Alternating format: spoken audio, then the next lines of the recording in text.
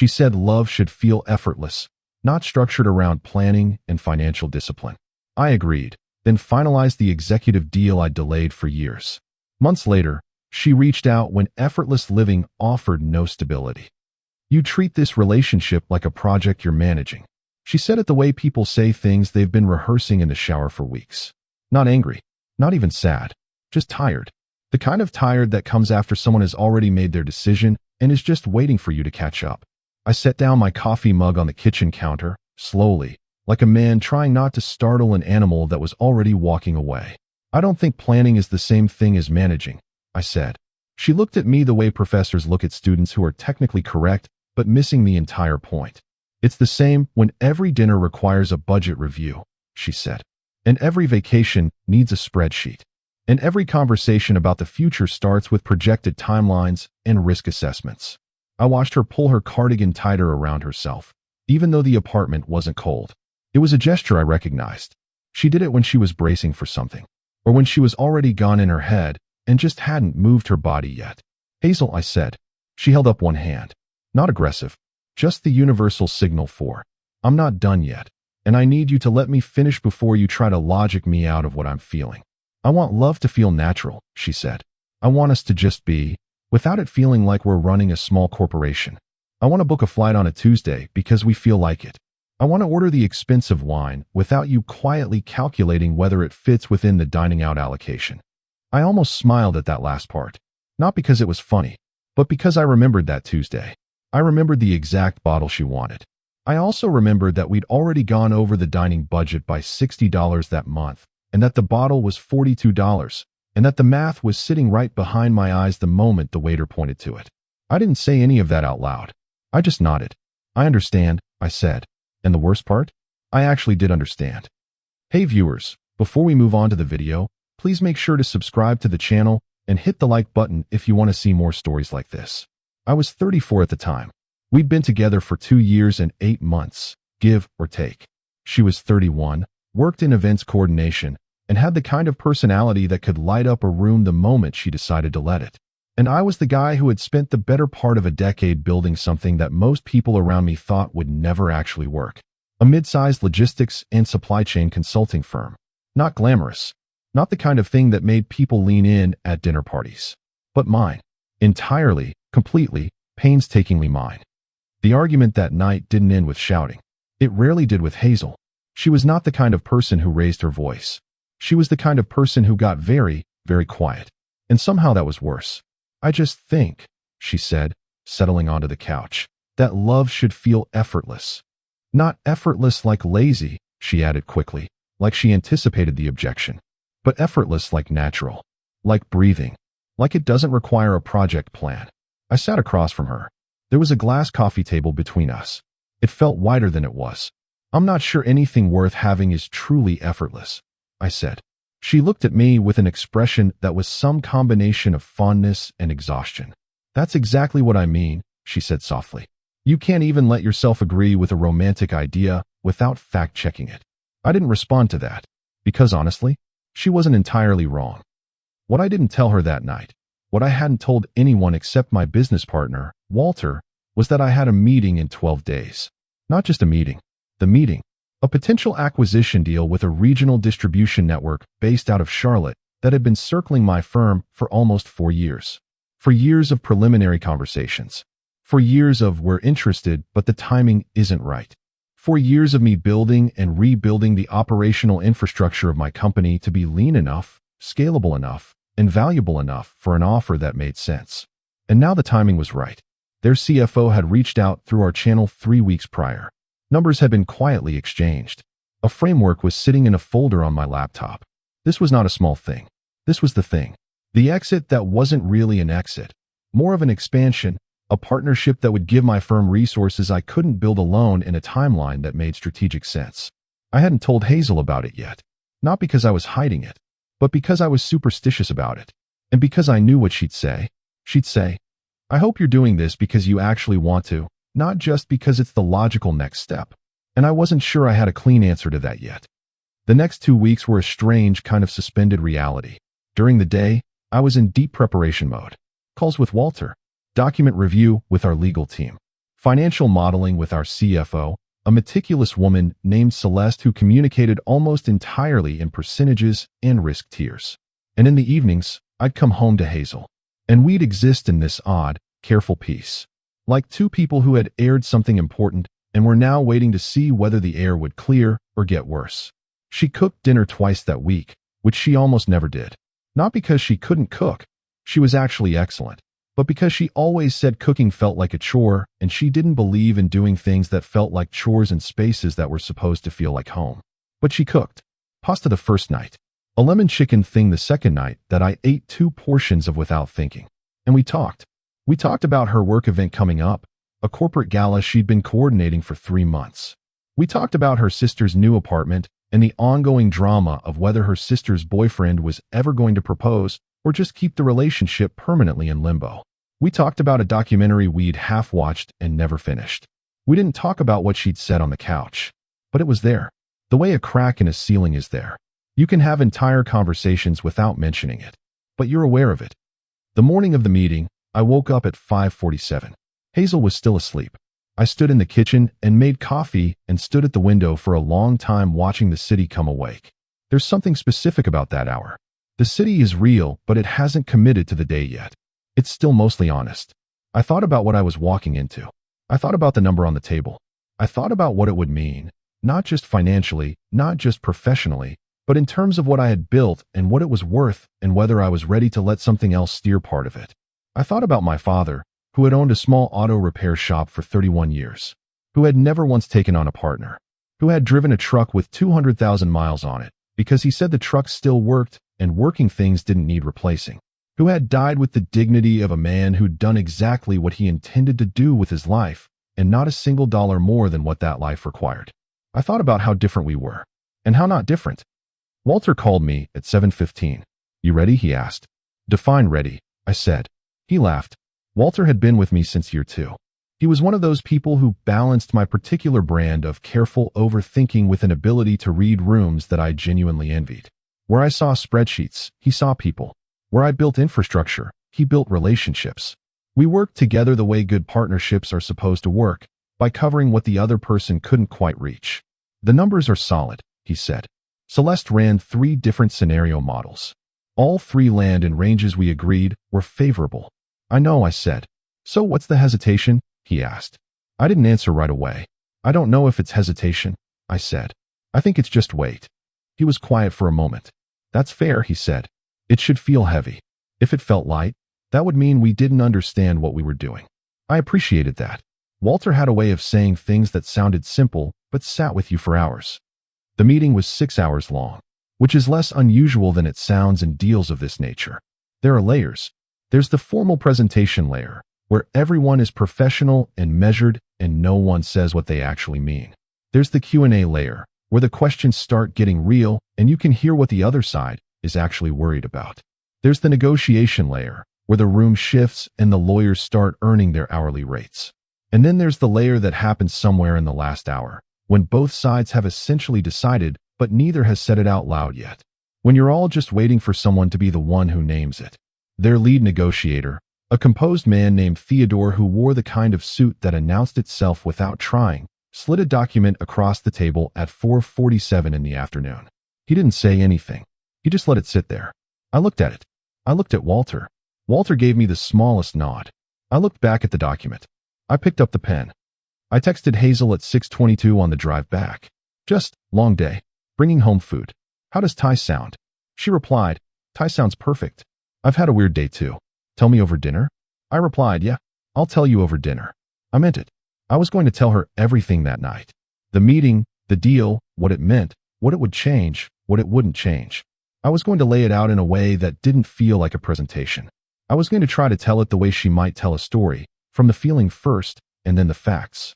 She was curled up on the couch when I got home, bare feet, hair up, half watching something on her laptop with one earbud in. She looked up when I came in. You look tired, she said.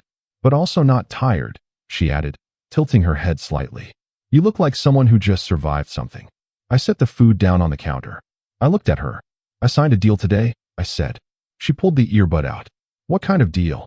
I sat down in the armchair across from her. The Charlotte acquisition, I said. I've mentioned it before. The distribution network we've been in talks with for a few years. She sat up straighter.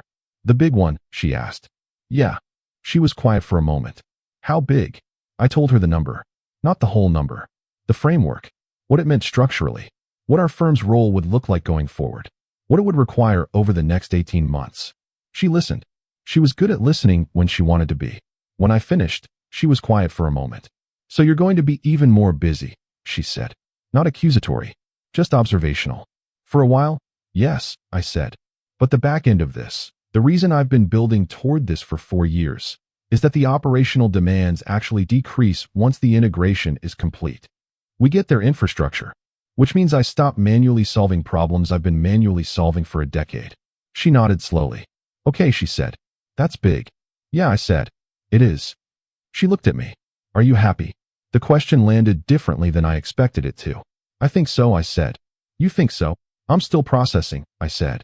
It's been a long day. She smiled a little at that. Not a full smile. A quiet one. The kind that meant she understood something she didn't need to say out loud. We ate Thai food on the couch, and she told me about her weird day. A venue had double booked for her gala, and she'd spent 4 hours negotiating an alternative, and it was now a better venue than the original, and she was oscillating between victorious and exhausted. I laughed at the right moments. She laughed at the right moments. We were good at that part. We had always been good at that part. The thing about the conversation that followed, the one that really mattered, is that it didn't happen that night. It happened 6 days later. On a Sunday. We'd gone for a walk, which was something we did maybe once a month, when the weather cooperated and neither of us had a reason to be anywhere. We were walking along the river path near our neighborhood. Leaves on the ground. Cold in the air, but not uncomfortable. The kind of day that feels borrowed from a different season. She'd been quieter than usual for most of the walk. Not upset. Just thinking. And I had learned, over 2 years and 8 months, that Hazel thinking meant something was coming. Can I ask you something honest? She said. Sure, I said. Do you think we want the same things? I kept walking. Not because I was avoiding the question, but because I needed a second. I think we want compatible things, I said. That's not the same answer, she said. No, I said. It's not. She looked at the river. I've been thinking about what I said the other week. About the effortless thing, I said. Yeah. And I stand by it, she said. Not as a criticism of you, I want to be clear, but as an honest statement about what I need. I need to feel like I'm living, not like I'm executing a long-term plan. I need spontaneity. I need a partner who can be present with me in the moment without half his mind being in a forward projection. I stopped walking. She stopped a step later and turned to face me. I love you, she said. And the way she said it was the clearest sign that a but was coming. But I don't think I'm equipped for the version of a life that you're building, she said. And I don't think it's fair to either of us if I keep pretending I might be. I've replayed that moment a lot. Not obsessively, but the way you replay moments that change the course of things, the way you turn them over, looking for the different version, the alternate path, the line you could have said differently. But I don't think there was a line. I think she was telling the truth. I think I was standing there hearing the truth. And the honest answer, the one I gave after about 12 seconds of standing on that path, was, I don't think I'm willing to stop building. She nodded, like she already knew. I know, she said. That's not a criticism either, she said. It's actually one of the things I've always admired about you. The discipline, the focus, the way you just know what you're building toward. I just don't think I can make myself the person who fits into that. And I've tried, she added, and her voice caught on that last word. Just slightly. I know you have, I said. And that was the end. Not a screaming match. Not a dramatic door slam. Not an ultimatum or an accusation or a thrown accusation. Just 2 people standing next to a river on a cold Sunday afternoon, admitting out loud what they'd both probably known for longer than either of them had been willing to say. She moved out over the following 3 weeks. It wasn't a war. We divided things without drama. She took the coffee table, the glass one. I kept the sectional. We kept the plants separate by who'd actually named them, which sounds absurd, but was actually a fairly efficient system. She called me once, maybe 10 days after she'd taken her last boxes, to make sure she hadn't left her grandmother's ring in the bathroom cabinet. She hadn't. I checked. We said goodbye on that call with the low, careful politeness of people who had been important to each other and were now trying to figure out the correct emotional distance for former importance. It wasn't cold. It wasn't warm. It was honest. Which, in hindsight, is probably the most respectful thing two people can manage at the end of something real. The 18 months after that were the hardest work I'd ever done in my professional life, and also some of the most clarifying. The integration with the Charlotte network was not a smooth ride. There were 3 separate operational crises in the first 6 months alone. A logistics bottleneck in the Southeast corridor that cost us 2 weeks, and a client relationship we had to rebuild from scratch. A staffing transition issue on their side that cascaded into our scheduling infrastructure. A technology integration problem with their inventory system that our engineering team spent 11 straight days solving. I was in the office by 6:45 most mornings. I was home by 9 most nights. Sometimes later. Walter ran himself just as hard. Celeste worked at a pace that quietly intimidated everyone around her. But here's the thing about hard work when you actually believe in what you're building. It doesn't feel like punishment. It feels like information. Every problem was a signal. Every fix was progress. Every late night was a deposit. And slowly, not dramatically, not in a montage, the machine started to run. By month 8, the bottleneck was resolved and we'd rebuilt the client relationship. By month 11, the staffing structure was stable. By month 14, Celeste came into my office with a spreadsheet and set it on my desk and said, with her characteristic restraint, "The projections are now accurate." Which, from Celeste, was essentially a standing ovation. I went on a couple of dates during that period. Not many. 2, maybe 3 that I'd count as actual dates rather than professional dinners that blurred. One was with a woman named Priya, a structural engineer, intelligent and dry and funny in a way that required full attention to appreciate. We went out twice. The third time she texted to reschedule, and neither of us followed up. No bad blood. Just 2 busy people who hadn't quite ignited. Another was with a woman I'd met at an industry event. Her name was Ran, which was not a name I'd heard before, and she had strong opinions about urban planning and made me laugh 3 times at dinner, which I consider a solid metric. We went out once. It didn't progress beyond that. I wasn't entirely sure what I was looking for. I think the honest answer is I wasn't fully looking. The deal was still consuming the majority of my available cognition. And on some level, I think I needed to finish what I'd started before I could accurately assess what I wanted next. About 14 months after the breakup, Walter's wife threw a dinner party. Her name was Sandra, and she had known Walter since college and had opinions about everything that she delivered with such cheerful conviction that you couldn't really argue with her even when you disagreed. I liked her enormously. She seated me next to a woman named Voss. Not her full name. A nickname, shortened from her middle name. She explained, because her first name was one that autocorrect consistently destroyed, and she'd given up fighting it. Voss was a strategist at a nonprofit working on economic development and education access. She had a quality I've always struggled to describe accurately, a kind of quiet attentiveness. Not passive. She was clearly sharp. She asked good questions, and she waited for the actual answer rather than preparing her next thing while you spoke. We talked at that dinner for almost 3 hours. About the logistics industry, which she'd done a project adjacent to. About her work, which she explained in a way that was concrete and passionate without tipping into performance. About a book we'd both read, which almost never happens. About our respective families. About the specific particular quality of Sandra's roast chicken, which we agreed was borderline magical. She gave me her number when we were putting on coats in the hallway. Unprompted. "In case you want to finish the conversation," she said. Some of it got interrupted. "Specifically the part about the book," she added. "I wasn't done disagreeing with you about the 3rd act." I texted her the next morning. "I'm telling you about Voss because she's important. Not to the arc of this story, exactly, but to the context of who I was when the next part happened. She was different from Hazel in ways I couldn't always articulate precisely. But one of the clearest differences was this. When I told her about my work, really told her, the specific texture of what the integration had required, the problems, the stakes, the way certain decisions had felt, she didn't ask if I was doing it because I wanted to or just because it was the logical next step. She asked what the problem had taught me, and then she waited for a real answer. That sounds small, but it wasn't small. The message from Hazel arrived on a Friday. 16 months and some change after the river path conversation. I was sitting at my desk when it came in. Not an email. A text. Just, "Hey, I hope you're well. Would you be open to talking sometime?" No pressure. Just feels like there's things I didn't get to say properly. I read it twice. I set my phone face down. I went back to what I was working on. I finished the document I was reviewing. I closed my laptop. I picked up my phone again and read the message a third time. I put it in my pocket. I walked to Walter's office. He looked up when I leaned in the doorway. "You look like you just received unexpected information," he said. "Hazel texted," I said. He leaned back in his chair slowly. "Huh," he said. "Yeah. What did she say?" I told him. He was quiet for a moment. "How do you feel about that?" he asked. "I don't know yet," I said. He nodded.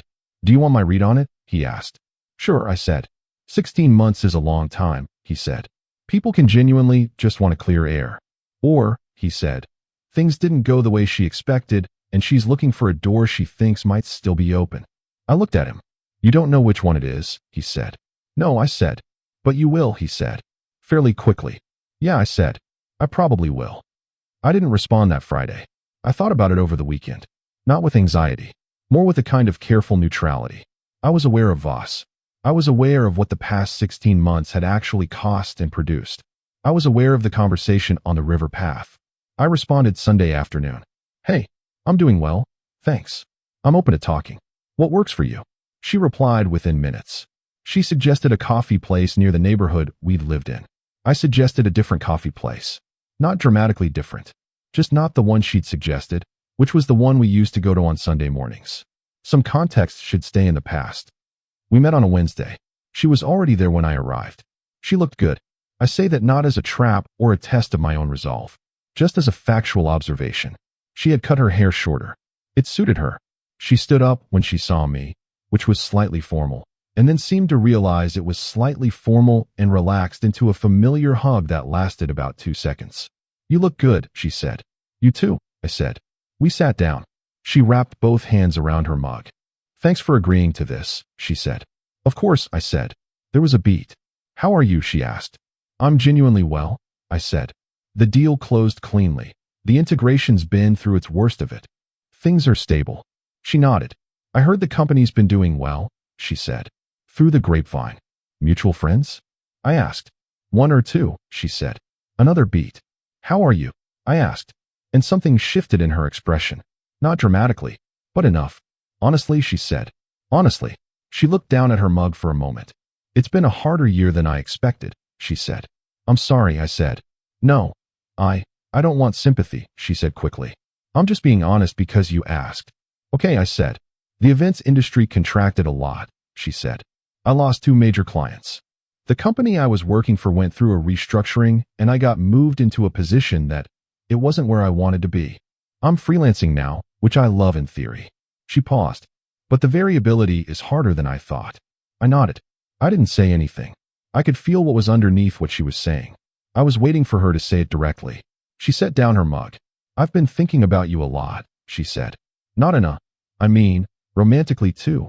"Yes," she said, catching herself. "But also just thinking about who you were and what you built and what I said." I looked at her. "The effortless thing," I said. She exhaled.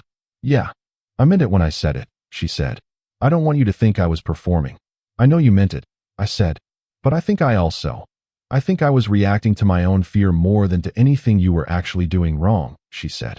"I was afraid of the discipline because I associated it with rigidity, with a life that didn't have room for me to just be a person. And the irony," she said, and her voice had a kind of dry, self-aware quality, "is that the thing I was running toward, the spontaneity, the effortlessness, it turns out that has its own costs." "It does," I said. "And I think somewhere I expected someone else's structure to eventually show up and catch me," she said, "without me having to build it myself." I was very still. Not cold. Just still. "Hazel," I said. "Yeah. I hear you," I said. And I think it took real honesty to say that. "So thank you." She looked at me with an expression that was cautious. "But," she said. "I'm seeing someone," I said. Her expression shifted. Something quick and involuntary. Then neutral. "Okay," she said. "It's relatively new," I said. "But it's something I'm taking seriously." "Okay," she said again. There was a pause. "She makes you feel like I don't have to justify how I operate," I said. "Yeah," Hazel said softly. "That's yeah." She was quiet for a moment. She looked back down at her mug. "I'm not going to pretend that doesn't sting," she said. "You don't have to," I said. "Do you think we could have fixed it?" she said. "If we talked about it differently?" I thought about that honestly. "I think we were honest with each other," I said. "I think we told each other the truth. And I think the truth was that we genuinely wanted different things." Not different versions of the same life. Different lives. She nodded slowly. Yeah, she said. I think I'm just learning now what I actually want, rather than what I thought I wanted, she said. That's not a bad thing to learn, I said. It's an expensive lesson, she said. Not bitterly, just accurately. Most real lessons are, I said. We sat for another 20 minutes. It was easier than the beginning. She told me about a project she was excited about, a major corporate event she'd landed as a freelance contract. Something in the tech sector. It had real scale to it. She seemed genuinely energized describing it. That sounds like it could be a turning point, I said. I think it might be, she said. Good, I said. And I meant it. Not as a performance of magnanimity. Just genuinely, good. Because I had cared about her. That didn't disappear. It just changed shape. She stood up to leave before I did. At the door of the coffee shop, she stopped and turned. For what it's worth, she said. The discipline, the planning. I think I understand now what it actually was. It wasn't rigidity, she said. It was you taking the future seriously. It was you believing that the future was real and worth preparing for. I think I was the one who didn't believe in it enough to want to prepare, she said. I think I was hoping the future would just be nice to me without me doing the work. I looked at her. You're going to be fine, I said. She gave me a small, real smile. I know, she said. I'm learning to believe that. And then she pushed through the door and walked out into the cold. I sat at that table for a few minutes after she left. I wasn't processing grief. I wasn't feeling vindicated. I wasn't running the encounter through any kind of scorekeeping system. I was just sitting with it. The way you sit with things that are real and complete. The meeting with Hazel had, in a strange way, confirmed something I hadn't known I needed confirmed. Not that I was right. Not that she was wrong. But that the decision, the one we'd made on the river path in the cold, had been the correct one. Not painless. Correct. Those are different things. And I think part of growing up, the actual, earned kind of growing up, is learning the difference. I called Voss on the drive home. Not to report the Hazel encounter. I wasn't going to do that over the phone, and honestly, it wasn't really a crisis to report. I just wanted to hear her voice. She picked up on the third ring. Hey, she said. Hey, I said. You okay? Yeah, I said. Just had a long Wednesday. Long good or long complicated? She asked. Long clarifying, I said. Okay, she said. Good clarifying or uncomfortable clarifying? Both, I said. Both is usually the useful kind, she said. Yeah, I said. It usually is.